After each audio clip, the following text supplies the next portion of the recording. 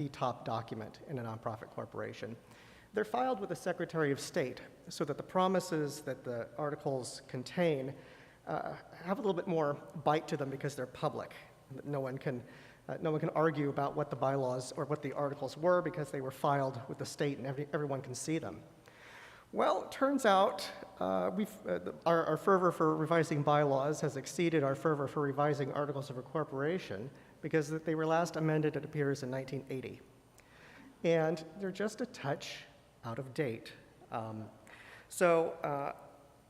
There's way outdated IRS language in there. The IRS language needs to be massively updated.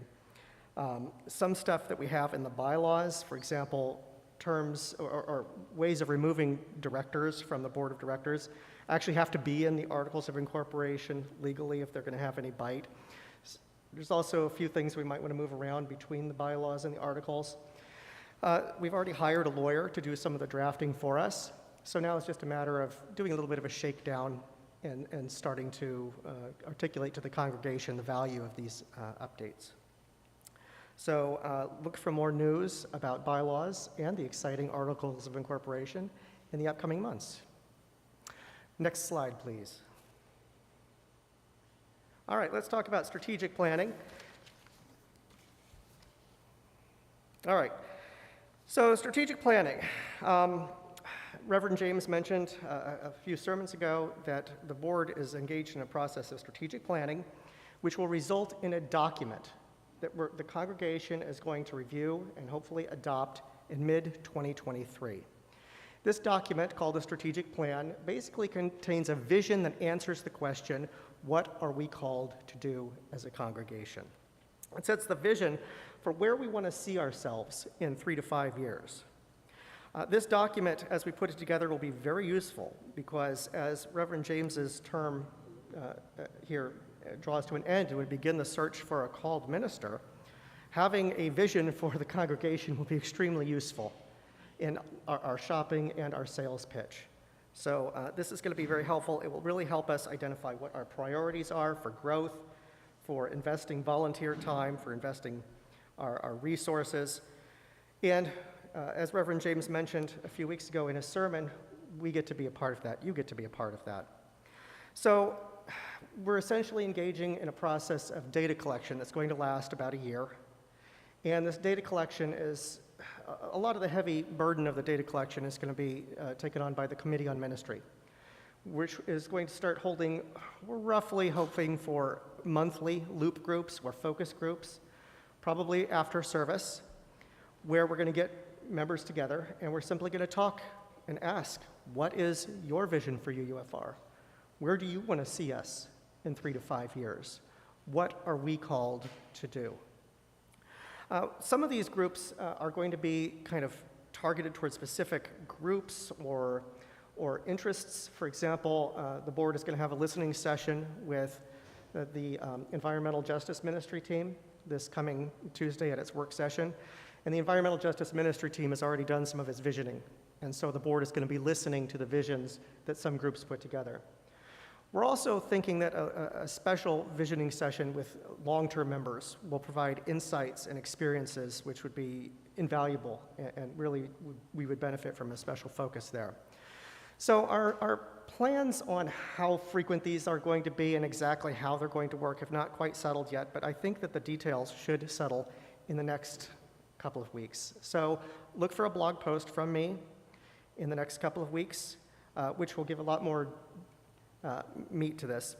There will also be the relational meetings stuff that the board already does, talking to congregation members, and probably a survey or two to really do kind of a big wide net approach to seeing kind of what the vision is.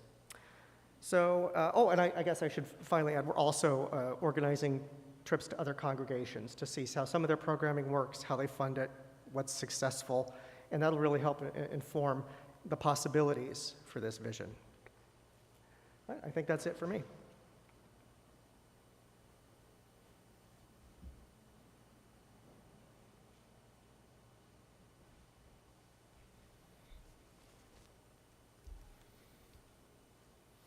Good morning, everybody. The board has left the really exciting stuff to me. me one moment.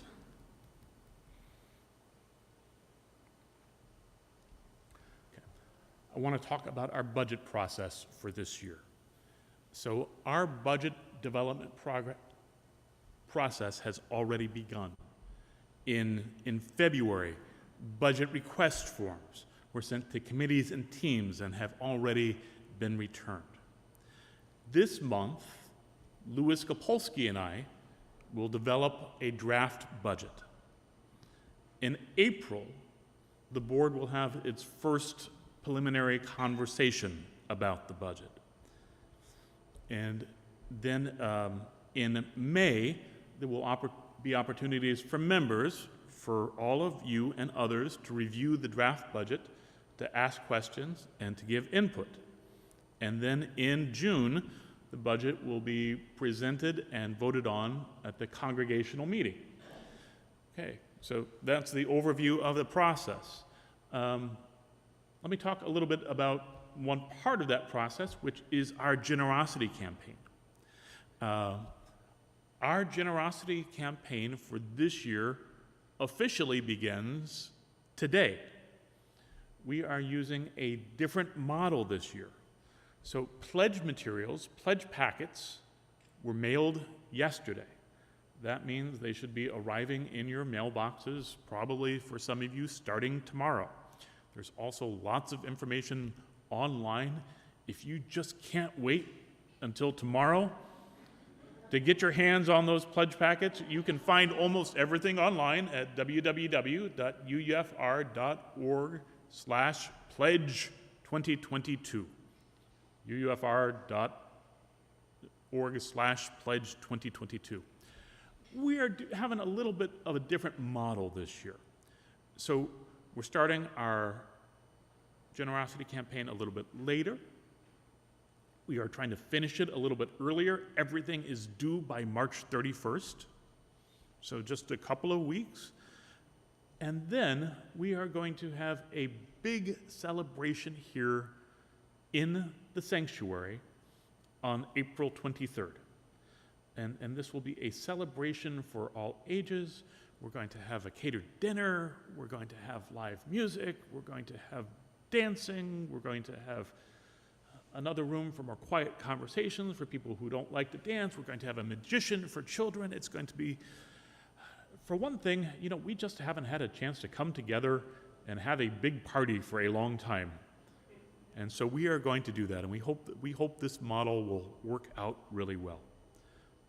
So let me give some budget highlights. We have no plans for any major new programs or initiatives for this coming year. Often at budget time, I announce some big new plan. Our big goal for the coming year is to get back to something close to normal. Having said that, a really high priority, a very high priority, is going to be rebuilding our programming for children and youth. That being said, we do have increasing costs. UUFR's costs, just like everybody else's costs, are going up. We also have some increasing staff costs. So this past year, we hired an accompanist, a youth advisor, and our new lead child care provider started about 15 minutes ago. Feel free to go downstairs after this meeting and say hello. I also hope to increase staff hours for our administrative staff. That includes Annie and Lewis. If possible, I'd like to have a COLA, a cost of living adjustment, for other existing staff as well. All of you, I'm sure, have been reading just about the rate of inflation that's affecting staff members as well. I'd like to see that reflected in our compensation and benefits. So, one other thing, and then I'll finish it up. We are going to be replacing our HVAC system and making acoustical improvements in Founders Hall and in Peace Hall. The board is just about to begin a discussion about how to pay for those. Our hope is to pay for those, and this is a big chunk of change, mostly out of reserves. But we might have to pay for a little bit out of it, out of the operating budget, and we don't know yet. We've just gotten proposals and we're figuring things out. We'll keep you up to date on that, but that's just one thing to keep in mind. And that concludes the budget presentation.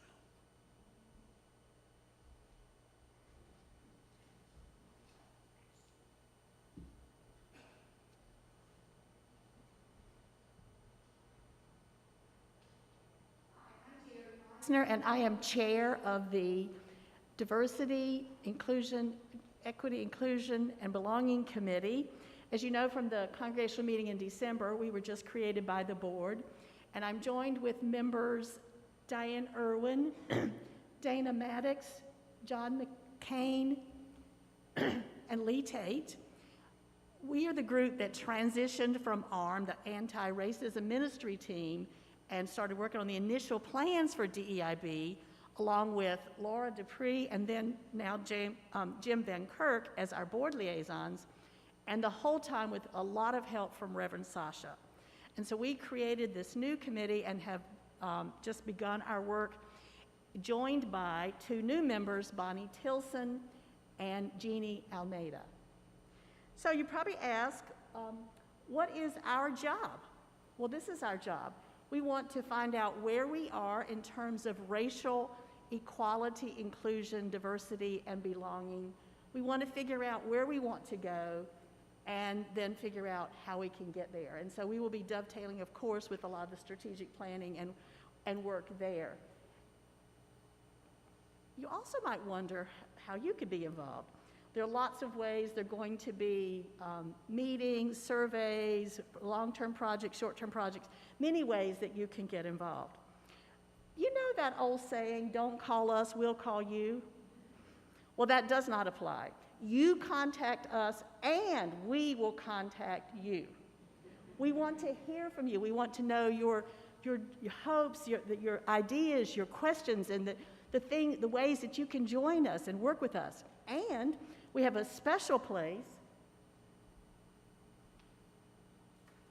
for your objections and your complaints.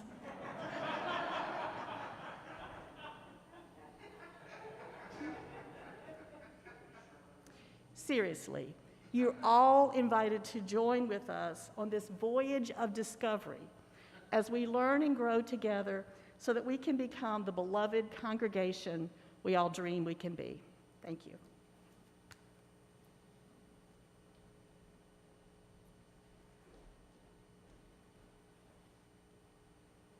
Thank you, Jerry, for that update.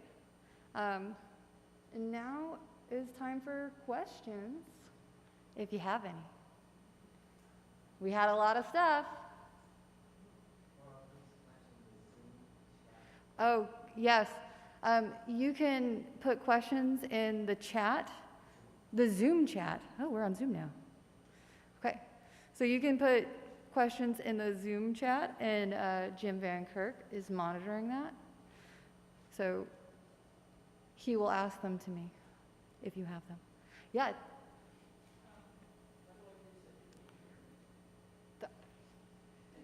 I will come down. That's a good question.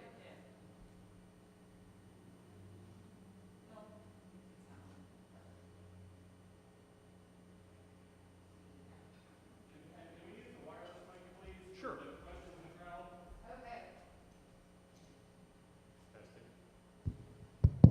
Testing. So my concern at being on the new DEIB committee and knowing that we're actually trying to hire somebody to look at policies, procedures, and practices, written ones, because that was part of our charge. And you know, I've got the bylaws, I've got all those documents, we've already got somebody who's considering reviewing them. So I'm a little worried about how what we're starting to do now is going to connect with what the task force around policies and procedures, and also concerned about how our assessment of programs is going to work in towards a strategic plan. So that's my question. How are we going to do that?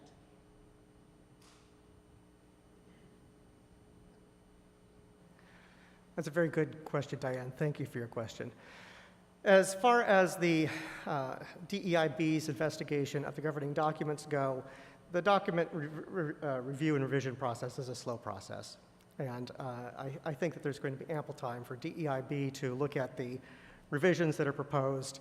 Most of the revisions are not substantial revisions, certainly not things that come to mind when we're talking about substantive fairness and equity in an organization. It's pretty stale stuff. But I wouldn't worry about that because I think the timeline for revision is going to create ample time for DEIB investigation and feedback. And actually, I would say the same thing for strategic planning as well. It's going to be a process that lasts a year plus, and I think there's going to be, the board in its strategic planning process is already kind of cooking in conversations with DEIB directly, and I think going to dovetail a little bit with the developing DEIB agenda for the year. Can I say something to that? The way I see it is that the part of the work that the DEIB is doing, the DEIBC is doing, is the specific work on strategic planning related to diversity, equity, inclusion issues. So, and hopefully these are all of this work is gonna come together, and so a lot of the things that you're doing is gonna come into that strategic plan that will hopefully be adopted in June of 2023. Your group's work is one more stream in that. We have another question from the chat. It's how can DEIB fit in with our growth and outreach? I'm putting Jerry Meisner to answer.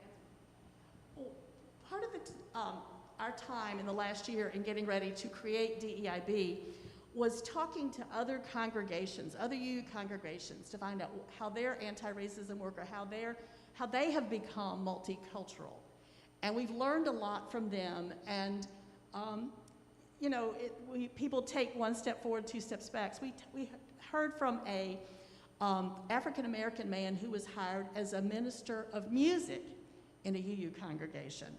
And he said, I was really excited, but I found out that they really wanted my black face and not my black voice.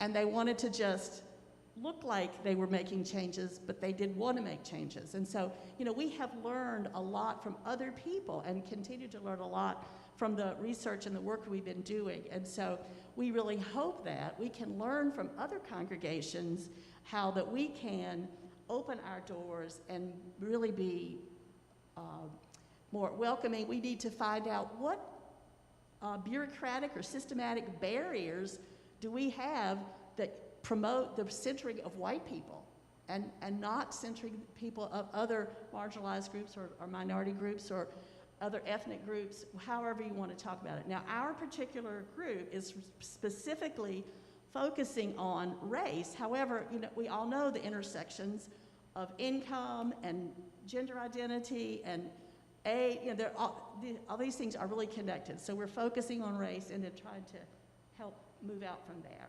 I hope that answers the question.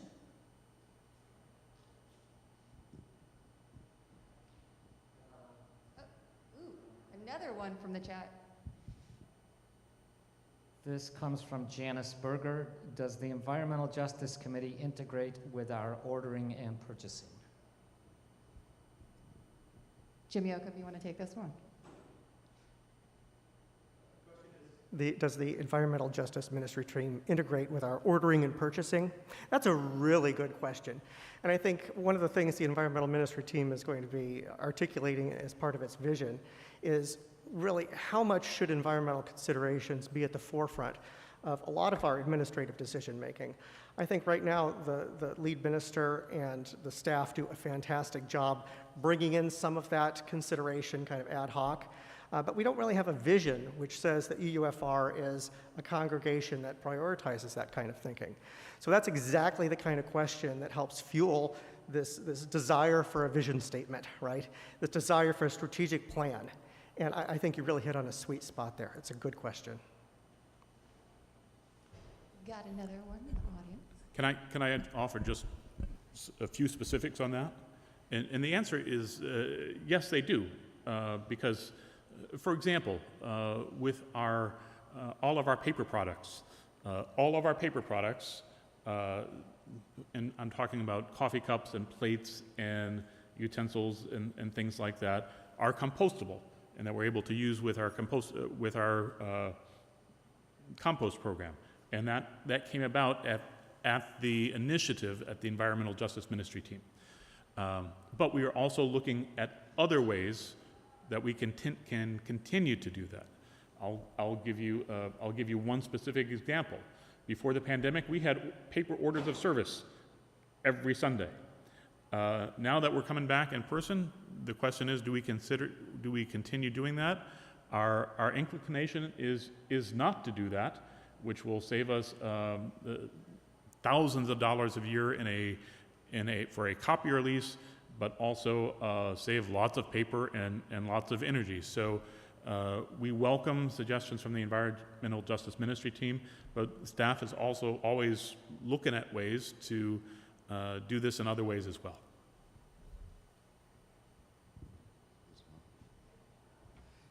Yeah, if I can, I'm Russ Alcalt, and I facilitate the Environmental Justice Ministry team. And I want to just follow up on a couple of things that were said here that is absolutely right. We're switched to compostables. But we've also had good reception in the area of the HVAC replacement program that Reverend James described.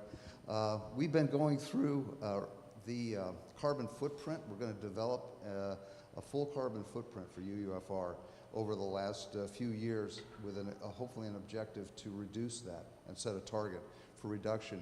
And one of the things that has been very nice is they've welcomed us into the HVAC procurement process as just to have our voices heard, to make sure that we go as far as we can in terms of efficiency and getting away from natural gas to the extent that we can, so that we can achieve a carbon footprint reduction goal that we'll adopt. So yeah, there are things going on, even if it's not widely publicized. Okay.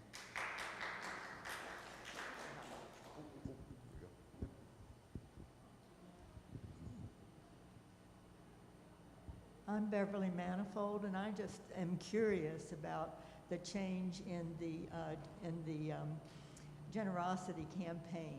What drove that change?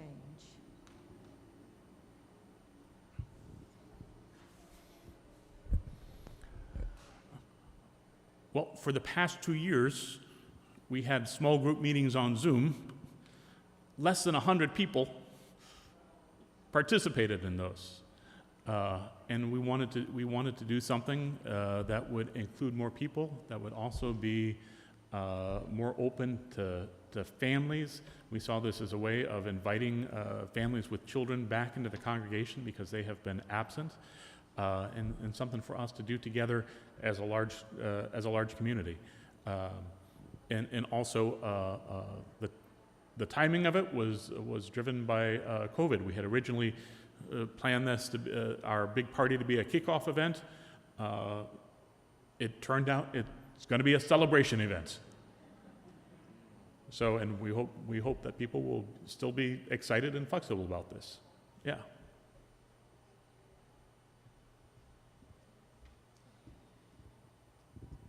So we have a question from Janine Berger. I am perplexed by specifying Wake County in our statement. Please discuss this and potentially reconsider for all those who do not live in Wake, especially with our growth and inclusion in rural areas. I'm not sure what statement, and I've asked her, but no response back.